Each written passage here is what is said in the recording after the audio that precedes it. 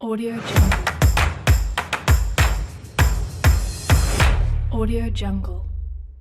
Nah, kegiatan yang bagus itu dia dimulai dari yang warna biru. Satu, menetapkan tujuan. Jadi tadi ada yang bisa menjawab mengapa orang perlu berkegiatan, karena dia punya tujuan tertentu. Mengapa pramuka perlu berkegiatan? Karena punya tujuan yang ingin diraih. Maka langkah pertama menyusun desain kegiatan itu menetapkan tujuan. Kalau tidak ada tujuannya, buat apa berkegiatan? Ya, tidak ada gunanya. Maksudnya tidak ada hal penting yang ingin diraih karena tidak ada tujuannya. Mengisi waktu luang tadi. Cara mengisi waktu luang. Ya dapatnya yang luang-luang saja. Kalau nggak ada luangnya nggak dapat apa-apa. Oke. Yang kedua, setelah tujuannya ditetapkan, dirancang prosesnya. Bagaimana cara mencapai tujuan itu? Dirancang tujuannya. Dirancang prosesnya. Dirancang prosesnya ya. Karena di foto saya acting.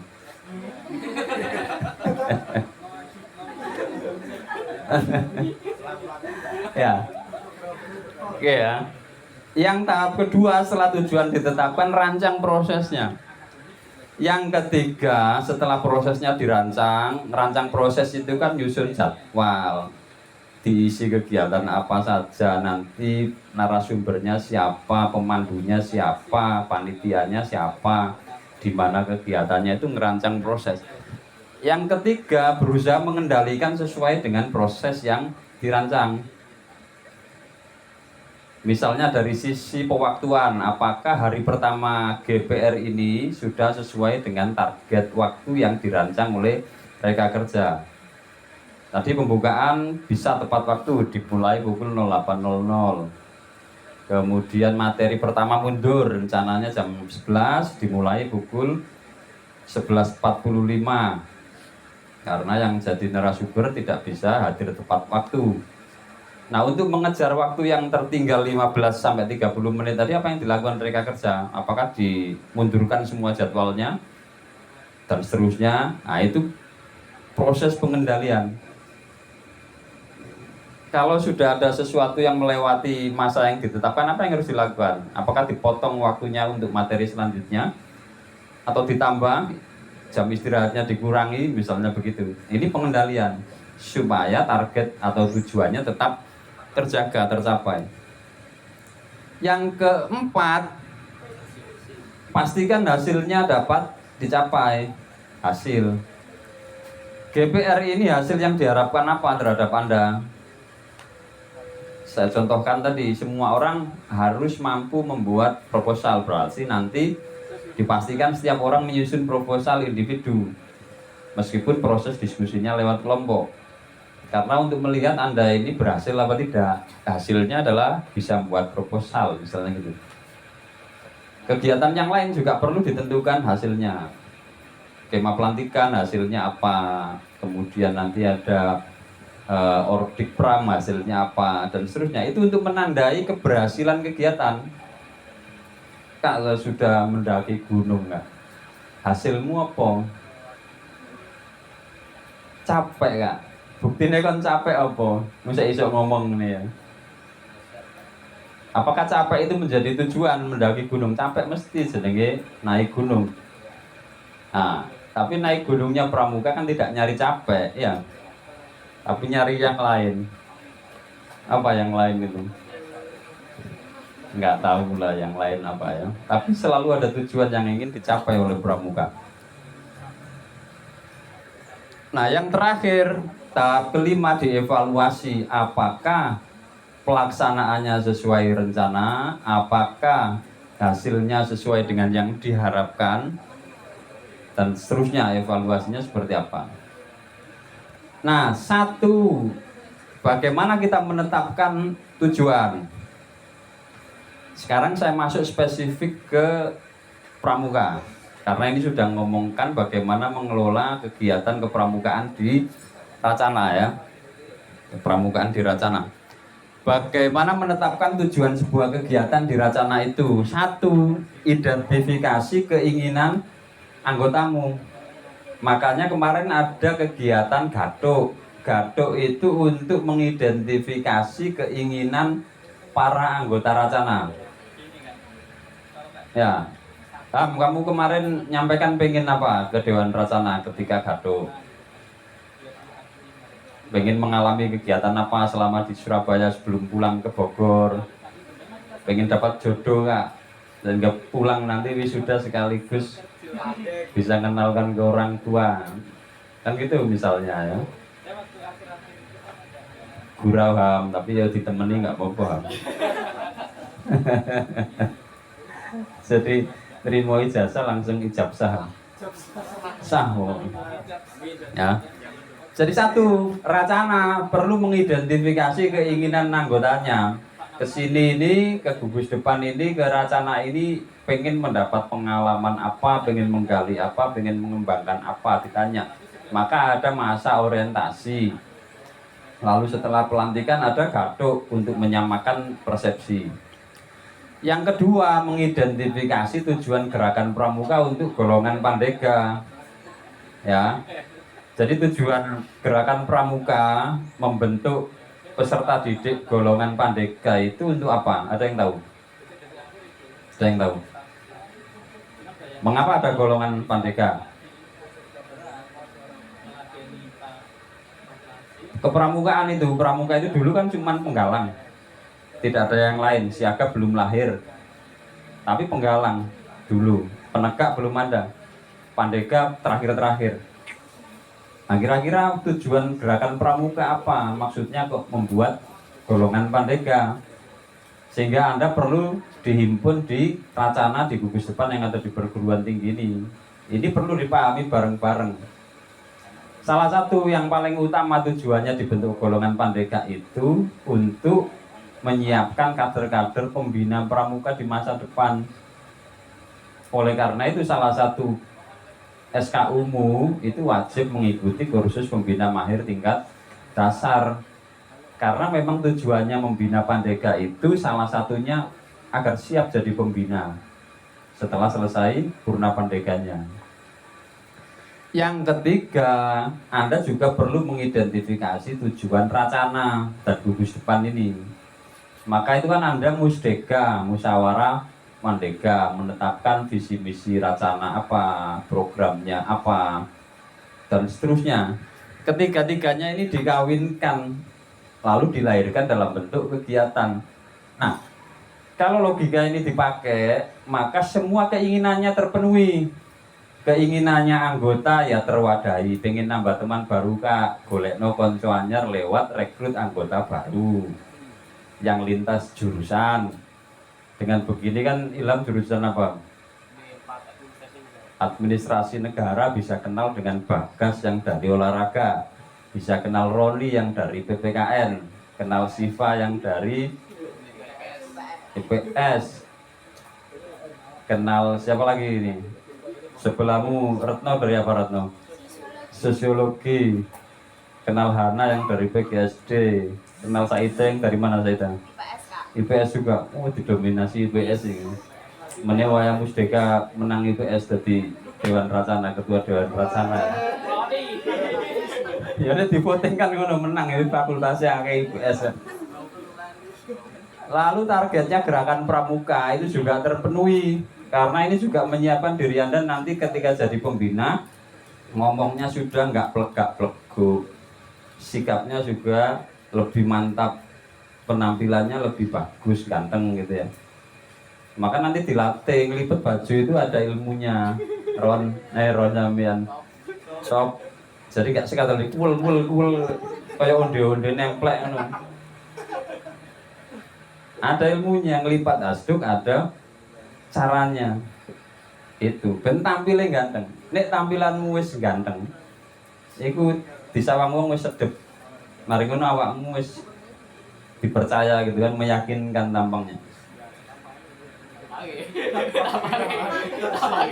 Kayak ngerti itu ya, bagian pemasaran perumahan, bilang ganteng-ganteng ayu-ayu.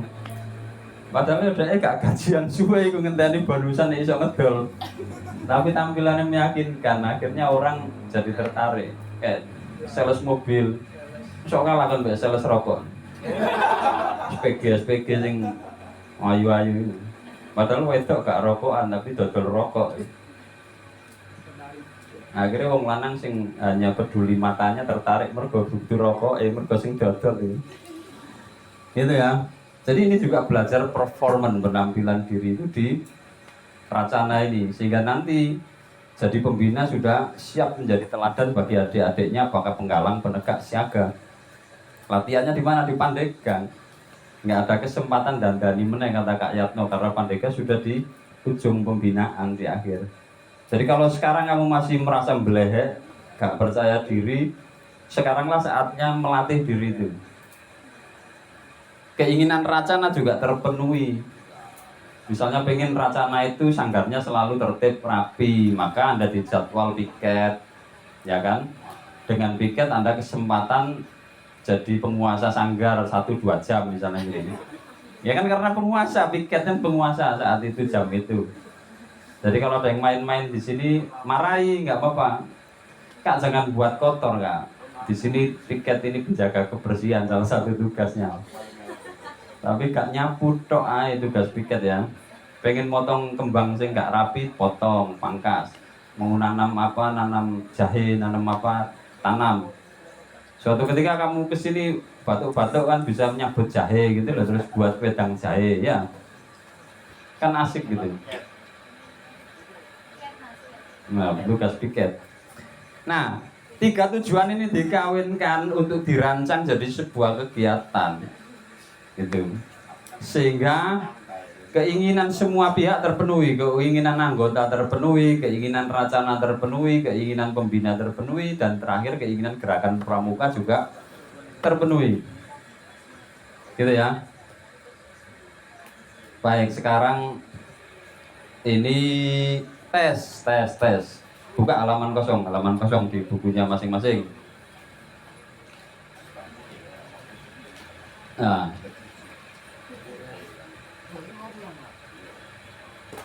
mikir 30 detik.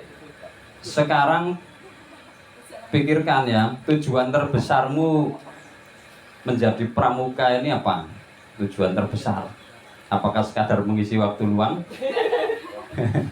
Oke, silakan tuliskan tujuan tertinggimu, tujuan terbesarmu menjadi seorang pramuka. Jadi pengen opo nih pramuka ini, jadi pramuka itu mengikuti kepramukaan ini apa? Tujuan paling besarmu apa?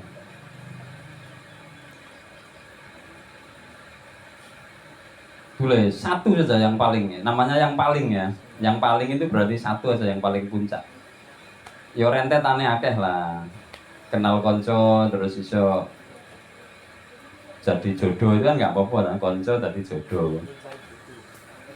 Tapi kalau itu memang yang terbesar nggak apa-apa, tujuan tertingginya itu nggak apa-apa. Semakin spesifik tujuanmu itu semakin mudah diraih. Tapi semakin ambiar tujuanmu, bingung cara meraihnya. Contoh, saya ingin jadi orang yang berkualitas ya. Berkualitas itu terlalu umum. Yang spesifik.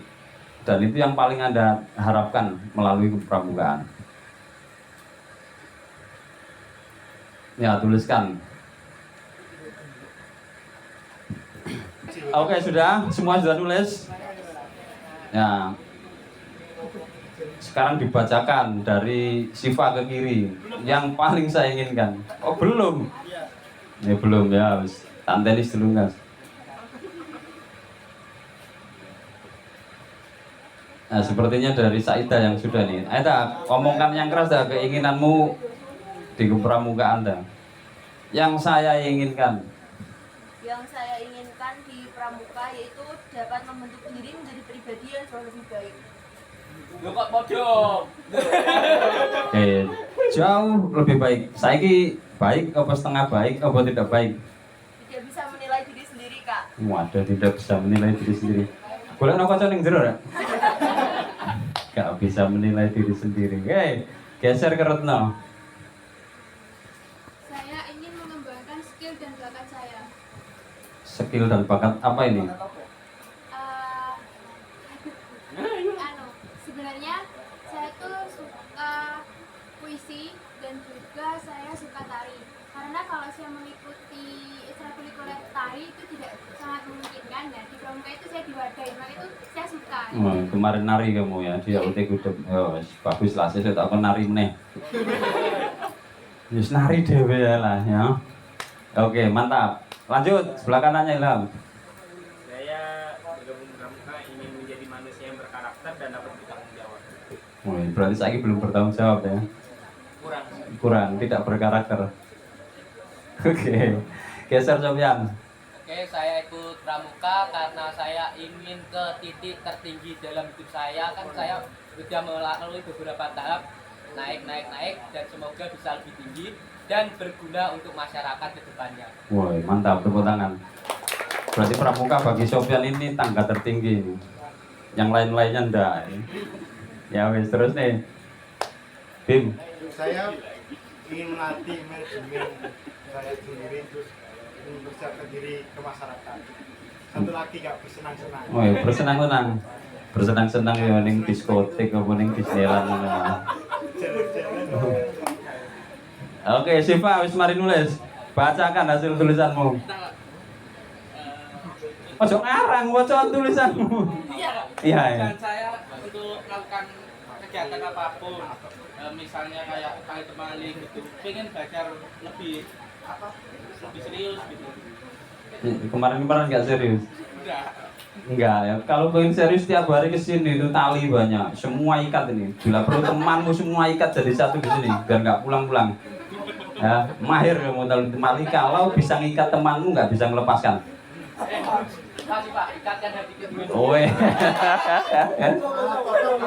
iya, bagus. Oke, pengen lebih mahir di dunia tali temali dan kawan-kawan.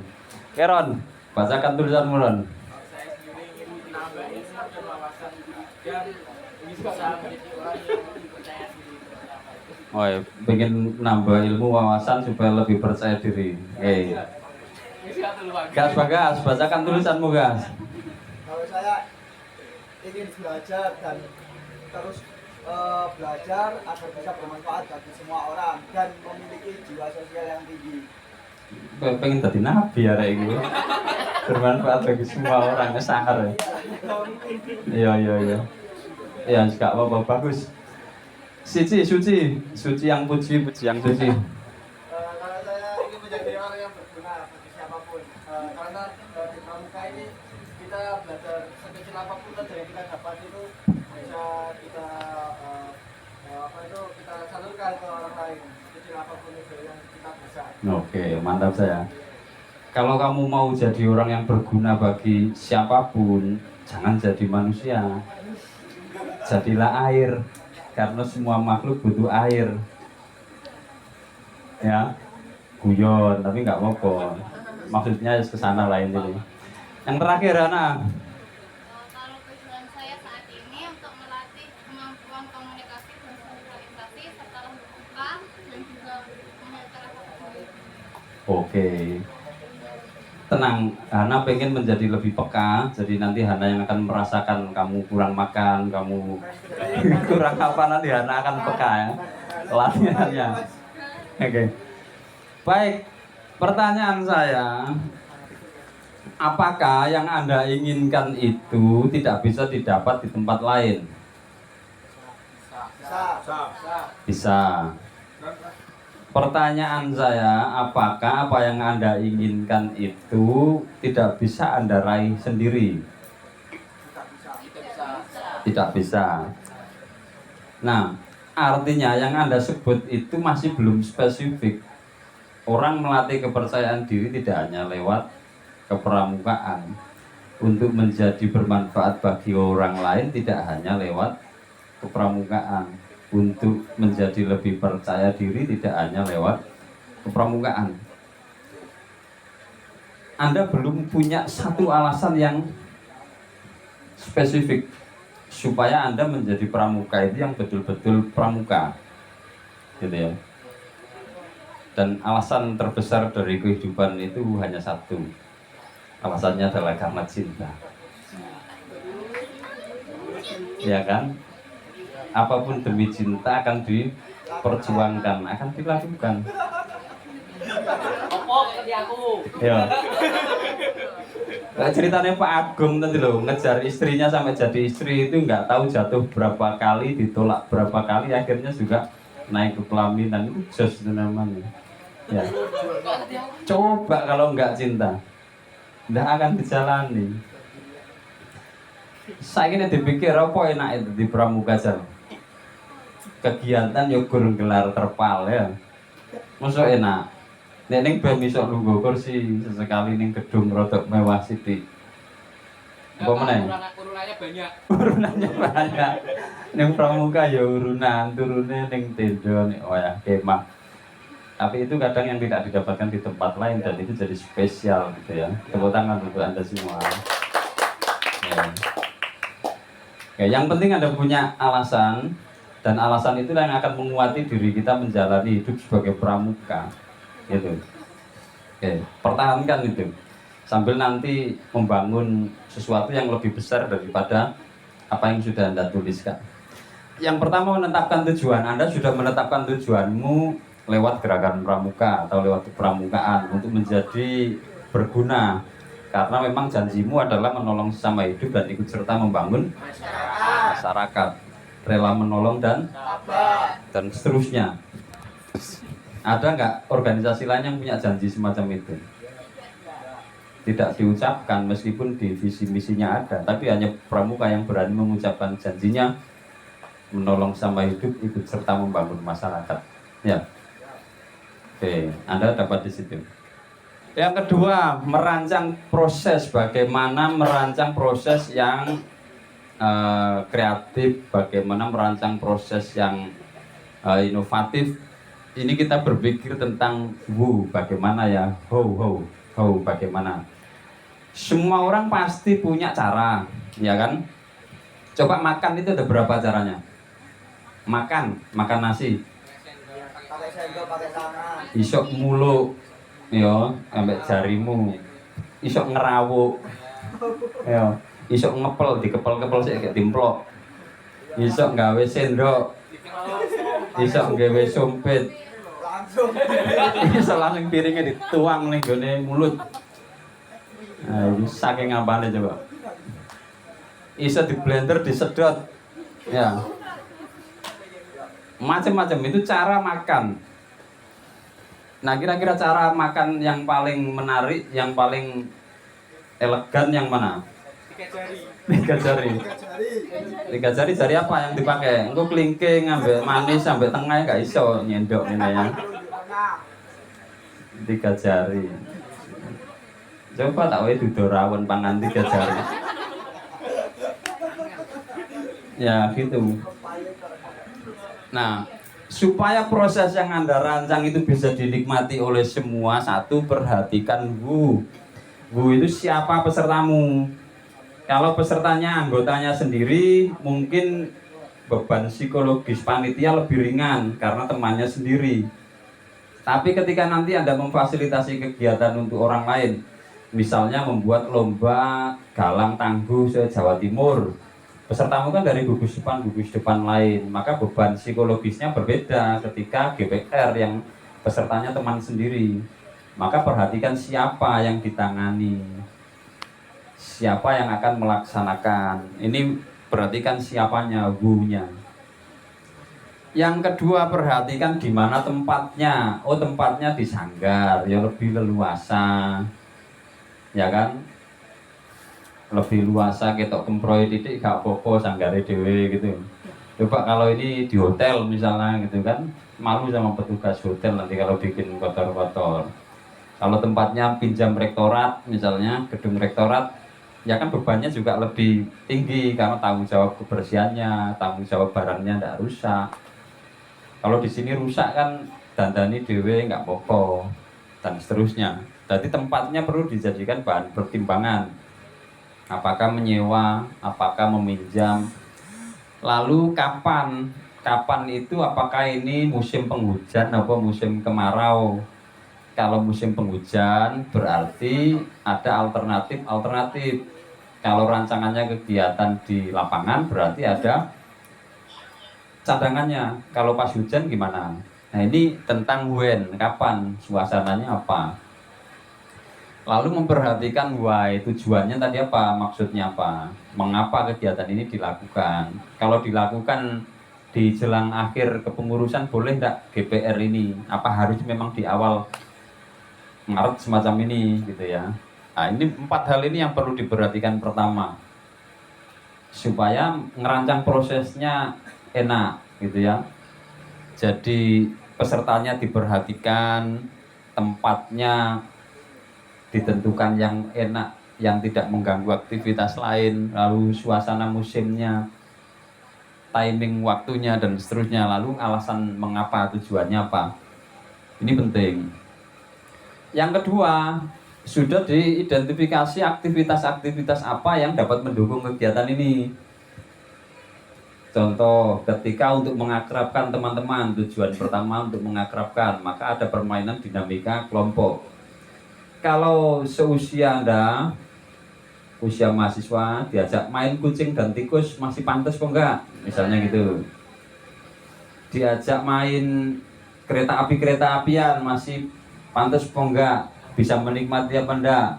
Nah, misal begitu. Ini berpikir tentang aktivitas-aktivitas yang dapat mendukung pencapaian kegiatan. Nah, itu kan memperhatikan lagi siapanya tadi. Kalau pesertamu siaga, maka harus kaya dengan ragam permainan, kaya dengan ragam media yang berwarna-warni menyenangkan kan gitu. Kalau pesertamu penggalang harus kuat di pemberian tantangan, petualangan gitu. Kalau pesertamu penegak harus kuat di apa misalnya pengalaman teknologi macam-macam. Jadi melihat siapa, lalu identifikasi kegiatan-kegiatan apa yang kira-kira cocok untuk mereka itu, untuk peserta, untuk mencapai tujuan itu. Yang ketiga, gunakan metode dan media. Apakah medianya cukup dengan papan plano dan LCD? Oh cukup, karena ini untuk GPR, isinya kegiatan pengelolaan, nanti akan berputar banyak pada menyusun rencana, maka flip chart, plano, dan laptop cukup. Tapi misalkan perlu pengalaman lain, maka butuh replingan kayak di sebelah teman-teman di Papala dan seterusnya. Tapi karena ini fokusnya kegiatan GPR, maka belum ke arah sana. Oh cukup medianya. Gitu ya. Metodenya apakah cukup dengan hanya ceramah dan tanya jawab? Apa perlu praktek-praktek simulasi dan seterusnya? Nah ini sudah berpikir nanti yang jadi panitia perancang kegiatan, utamanya bidang giat, di pikirannya sudah banyak ragam aktivitas, ragam metode untuk mencapai tujuan kegiatan itu. Baru yang terakhir ditata alurnya, apakah dari yang santai dulu ke yang berat, apakah dari teori dulu ke praktik, apa kombinasi teori praktik, misalnya begitu. Atau dari yang pengalaman di lapangan dulu baru masuk ke materi indoor semacam ini. Ini merancang alur, menata alurnya. Nah, 4 hal ini yang perlu diperhatikan. Jadi yang pertama memperhatikan komponen pendukungnya, siapa, di mana, kapan, mengapa. Kan karena kita merancang bagaimana kan ini, merancang how, sampai menata alurnya. Seperti KP-mu kemarin gitu ya. Habis capek naik gunung, turun gunung, malamnya harus upacara pelantikan, disambung perjalanan adat Racana. Kira-kira tepat enggak? Maka ada yang sakit, gelundung, semaput, delosor, jelungup gitu ya. Ngono sing linglung pada saat perjalanan adat karena capek badannya habis turun gunung, naik gunung, turun gunung.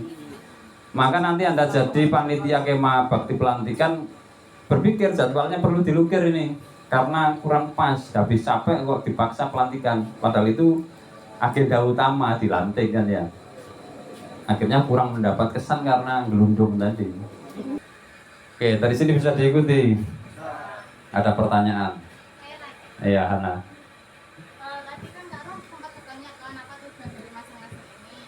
Nah, jika tujuan telah tercapai, apakah itu boleh berhenti berkegiatan? Contohnya kayak saya itu tujuan saya adalah mendapat nilai baik di TP. Terus saya kan kegiatannya itu belajar. Nah, jika saya sudah mendapat nilai baik, apakah saya boleh untuk belajar? Siapa yang melarang? Pertanyaannya. Yang punya tujuan Anda, yang sudah mencapai Anda. Berhenti dan tidak itu kan terserah Anda. Gitu kan. Oke. Oleh karena itu, mengikuti kepramukaan itu terkadang orang sampai nggak mau lepas. Itu kan ada ya, sampai tua pramuka wae. Ya, contohnya Kak Yatno, saya rodok enom lah, jadi nggak apa-apa. Contohnya mana Kak Gano, terus tua pramuka lah misalnya ini. Ada apa gitu ya, ada apa? Pasti ada tujuan yang lebih besar. Ada tujuan yang lebih besar. Jadi misalnya Anda di masa Pandega ini tujuannya kan belajar dengan baik supaya dapat banyak pengalaman, menambah wawasan, nambah teman dan seterusnya. Tapi begitu di ujung Pandega, Anda pasti melihat tujuan lain. Kecuali tujuan pragmatis seperti lulus TEP. Itu kan pragmatis. Soalnya kalau nggak lulus, nggak diwisuda saya. Nggak mentu-mentu dekat Indonesia. Gitu Ana ya. Jadi ibarat kamu naik ke puncak Penanggungan, lalu kamu melihat di sebelah selatan barat daya, itu ada puncak yang lebih tinggi namanya Welirang dan Arjuna. Tinggal pertanyaannya apakah di dalam hatimu ketika melihat itu pengen ke sana. Kalau pengen berarti tujuan pertama itu akan memicu tujuan kedua akan memicu tujuan ketiga dan seterusnya. Itulah sifatnya menungso sing nunggu kemaruk ya. Nek gak kemaruk gak menungso. Tapi kan kita yang berhak menentukan tujuan itu baik apa enggak. Lulus jadi Pandega terus pengen membaktikan diri jadi pembina, berarti kan masih tujuan yang sejalan, satu rel. Sudah jadi pembina, pengen nambah kegiatan di kepramukaan lagi dengan peran yang lebih besar, jadi pengurus kuartir atau pelatih di wilayahnya, di kuartirnya. Itu tujuan yang searah. Pokok kalau aktif terus nanti akan terbawa tujuan yang searah. Contoh saya ini kalau pendidikan di kepramukaan sudah nggak ada lagi yang mau saya ikuti. Karena sudah KPL itu pendidikan tertinggi, kursus pelatih tingkat lanjutan. Setelah itu nggak ada kursus lagi di pramukaan. Sudah mentok wes ini. Terus mau apa? Tapi kan saya harus seimbang. Sudah lulusan KPL, masa nggak punya adik-adik binaan. Ini dari sisi sosiologi ya, sungkan kan gitu. Sungkan nih lulusan KPL terus gak duwe adik binaan. Terus saya ngelatih peserta KMD, guru-guru para calon pembina. Kan saya nggak bisa nyontohkan bahwa saya punya adik-adik binaan gitu misalnya. Itu baru sisi sosiologinya nggak pantas nih, pelatih nggak punya adik binaan. Tapi selain itu kan juga ada tujuan lain yang lebih besar dari itu. Di dalam hatimu sendiri itu rahasiamu, nggak perlu diucapkan ya. Nggak perlu diucapkan. Sekarang tujuan yang kasat mata saja, kamu mencoba setia pada janji pramuka. Itu sudah seumur hidup. Demi kehormatanku aku berjanji bersungguh-sungguh menjalankan kewajibanku terhadap Tuhan Yang Maha Esa, Negara Kesatuan Republik Indonesia, mengamalkan Pancasila, menolong sesama hidup, ikut serta membangun masyarakat, menepati. Masa orang pensiunnya menepati dasar dharma. Setiap orang pasti takwa pada Tuhan Yang Maha Esa. Nek enggak kan dadi korak. Engko dadi bolone Abu Jahal kan enggak enak kan. Takwa pada Tuhan Yang Maha Esa. Setiap orang perlu disiplin, berani, setia untuk membangun karirnya, membangun cita-citanya dan seterusnya. Jadi sebenarnya janjinya pramuka ini enggak mungkin ditolak dan enggak mungkin dianulir karena mengikat diri sendiri. Kita kan enggak janji atas nama Tuhan kita. Kan tidak demi Allah saya berjanji kan kayak gitu kan. Ini janjinya pejabat lain kan demi Allah sesuai Tuhannya masing-masing. Disumpah mbak kitab suci nih ke tong samcong mencari kitab suci untuk nyumpah itu. Nah, kita enggak, kita ini kalau enggak menepati janji kan dosanya pada diri sendiri, menjadi orang yang tidak terhormat. Karena kita bertaruh atas nama kehormatan. Bayangkan kamu nek disumpah berjanji demi Allah, mending akhirat ditagih kan. Ayo. Dadi pandai kamu biyen bujuk-bujukan kan ya, ngono malaikat kan ya. Mergo nggawa jenenge Gusti Allah. Lah kan iki gak engko lho nggawa beto jeneng kula piyambak. Perkara kula abal-abal iku tanggung jawab kula gak terhormat ngono tok ae. Ya, ngerti ya? Enggak. Es pokoknya guyu. Ini loh enaknya kalau pesertanya itu lintas suku, lintas daerah, bahasanya beda itu gini. Tapi alhamdulillah kita punya bahasa persatuan namanya bahasa Indonesia. Terima kasihlah pada orang Madura namanya Tobroni. Jadi dulu itu kan Sumpah Pemuda berbangsa satu bangsa, terus bertanah air satu, berbahasa satu. Sebelumnya Muhammad Yamin itu menyatakan bukan bahasa Indonesia, berbahasa satu bahasa Melayu. Tapi Tobroni yang waktu itu pandu nyeletuk, sebentar Pak Yamin, ini nggak enak ini. Yang pertama A, kedua A, ketiga kok U. Ini nggak asik dalam sisi bahasa, nggak enak itu. Masa habis bangsa Indonesia, tanah air Indonesia, bahasa Melayu kan nggak enak didengarkan. Nah kan bahasa Indonesia belum ada ya, nanti diadakan kan itu aja alasannya, sederhana. Tapi berkat itu kita jadi punya bahasa kesatuan, gitulah. Ya tepuk tangan untuk itu. Audio Jungle. Audio Jungle.